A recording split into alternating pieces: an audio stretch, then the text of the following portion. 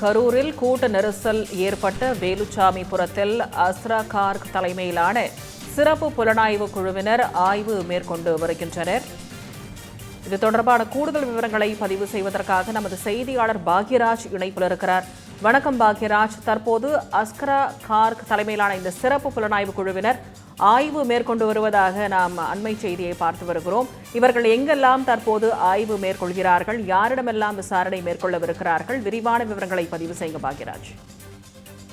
திவ்யா, கரூர் வேலுச்சாமிபுரத்தில் கடந்த 27ஆம் தேதி தமிழக வெற்றி கழகத்தின் தலைவர் விஜய் மக்கள் சந்திப்பு பரப்புரையின் பொழுது கூட்ட நெரிசலில் சிக்கி 41 நபர்கள் உயிரிழந்த சம்பவம் குறித்து கரூர் ஏடிஎஸ்பி பிரேம் ஆனந்த் தலைமையில் தனிப்படை மற்றும் விசாரணை குழு விசாரணை மேற்கொண்டு வந்த நிலையில் உயர்நீதிமன்ற உத்தரவின் பேரில் ஐஜி அஸ்ரா கார்க் தலைமையில் அமைக்கப்பட்டுள்ள சிறப்பு புலனாய்வு குழு SIT குழுவினரிடம் கரூர் நகர காவல் நிலையத்திலிருந்து விசாரணைக்கான கோப்புகள் அவரிடம் ஒப்படைக்கப்பட்டன.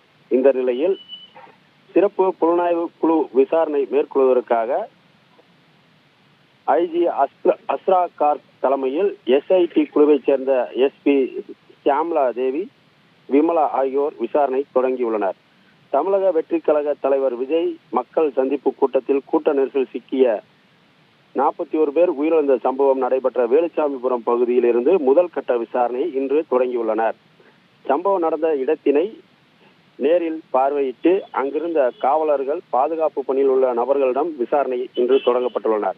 இதனைத் தொடர்ந்து நகர காவல் நிலையத்திலும் பாதுகாப்பு பணியில் கொடுத்த காவலரிடம் தொடர்ச்சியாக விசாரணை நடத்துவதாக கூறியுள்ளனர். விவரங்களுக்கு நன்றி பாக்யராஜ்.